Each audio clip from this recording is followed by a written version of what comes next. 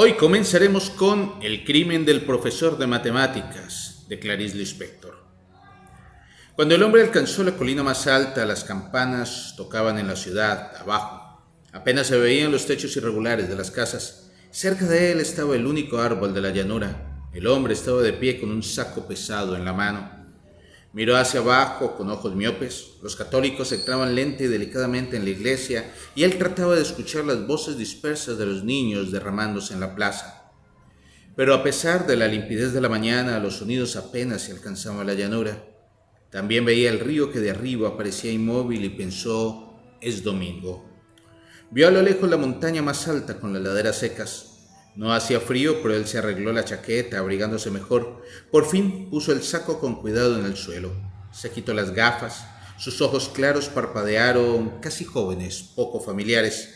Se puso nuevamente las gafas y se transformó en un señor de mediana edad y tocó de nuevo el abrigo. Pesaba como si fuese de piedra, pensó. Forzó la vista para observar la corriente del río, inclinó la cabeza para oír algún ruido. El río estaba detenido y apenas el sonido más duro de una voz alcanzó un instante la altura. Sí, él estaba bien con... El aire fresco era inhóspito para él que vivía en una ciudad más cálida. El único árbol de la llanura balanceaba sus ramas. Él lo miró, ganaba tiempo, hasta que le pareció que no había por qué esperar más y sin embargo aguardaba. Por cierto que las gafas lo molestaban porque nuevamente se las quitó, respiró hondo y las guardó en el bolsillo. Entonces abrió el saco y miró un poco. Después metió dentro una mano delgada y fue extrayendo un perro muerto.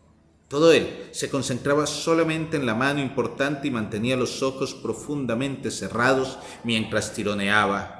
Cuando los abrió, el aire estaba todavía más claro y las campanas alegres tocaron nuevamente llamando a los fieles para el consuelo de la penitencia. El perro desconocido estaba a la luz. Entonces él se puso metódicamente a trabajar. Tomó al perro duro y negro, lo depositó en una vacada del terreno, pero como si ya hubiese hecho mucho, se puso las gafas sentándose al lado del perro y comenzó a observar el paisaje.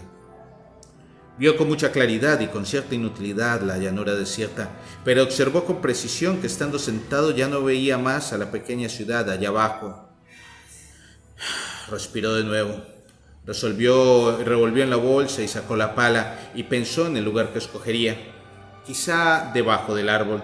Se sorprendió reflexionando que debajo del árbol enterraría a este perro, pero si fuera el otro, el verdadero perro, en verdad no lo enterraría donde él mismo gustaría de ser enterrado si estuviera muerto, en el centro mismo de la llanura donde los ojos vacíos se encarazan al sol. Entonces, ya que el perro desconocido sustituiría al otro, quiso que él, para mayor perfección del acto, recibiera precisamente lo que el otro recibiría. No había ninguna confusión en la cabeza del hombre. Él se entendía a sí mismo con frialdad, sin ningún hilo suelto. Poco después, por exceso de escrúpulos, estaba demasiado ocupado en procurar determinar rigurosamente el centro de la llanura. No era fácil, porque el único árbol se levantaba en un lugar y tendiéndose como falso centro, dividía simétricamente el llano.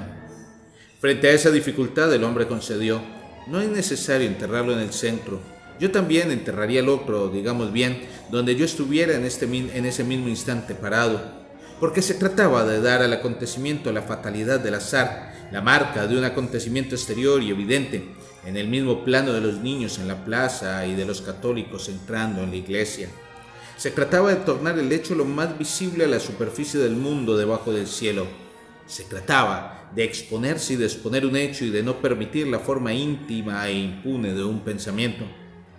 A la idea de enterrar el perro donde él estuviera en ese momento de pie, el hombre retrocedió con una agilidad que su cuerpo pequeño y singularmente pesado no permitía, porque le pareció que bajo los pies se había dibujado el esbozo de la tumba del perro. Entonces él comenzó a cavar allí mismo con pala rítmica. A veces se interrumpía para quitarse y luego volver a ponerse las gafas. Sudaba penosamente. No cavó mucho más, no porque quisiera ahorrarse cansancio. No cavó mucho porque lúcidamente pensó: si fuese para el verdadero perro yo cavaría poco, lo enterraría bien superficialmente. Él pensaba que si el perro quedaba cerca de la superficie de la tierra, no perdería la sensibilidad. Por fin abandonó la pala, tomó con delicadeza al perro desconocido y lo puso en la tumba. Qué cara extraña tenía el perro. Cuando por un choque descubriera al perro muerto en una esquina, la idea de enterrarlo había tornado su corazón tan pesado y sorprendido que ni siquiera había tenido ojos para ese hocico duro y de baba seca. Era un perro extraño y objetivo. El perro era un poco más alto que el agujero cavado y después de cubierto con tierra sería una excrescencia apenas sensible del terreno. Era precisamente lo que él quería.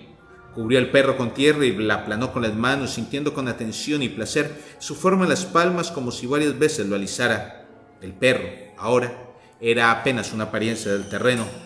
Entonces el hombre se puso de pie, se sacudió la tierra de las manos y no miró ni siquiera una vez más la tumba. Pensó con cierto gusto: creo que ya lo hice todo. Suspiró hondamente y tuvo una sonrisa inocente de liberación. Sí, lo había hecho todo. Su crimen había sido castigado y él estaba libre.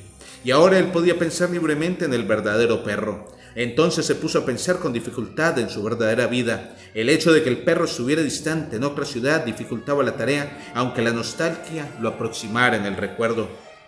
Mientras yo te hacía mi imagen, tú me hacías a la tuya, pensó entonces, auxiliado por la nostalgia. Te di el nombre de José para darte un nombre que te sirviera al mismo tiempo de alma. Y tú, ¿cómo saber jamás qué nombre me diste? ¿Cuánto me amaste más de lo que yo te amé? Reflexionó curioso. Nosotros nos comprendíamos demasiado, tú con el nombre humano que te di, yo con el nombre que me diste y que nunca pronunciaste sino con tu mirada insistente, pensó el hombre sonriendo con cariño, libre ahora de recordar a su gusto. Mañana terminaremos este relato de Clarice Lispector. Muchas gracias.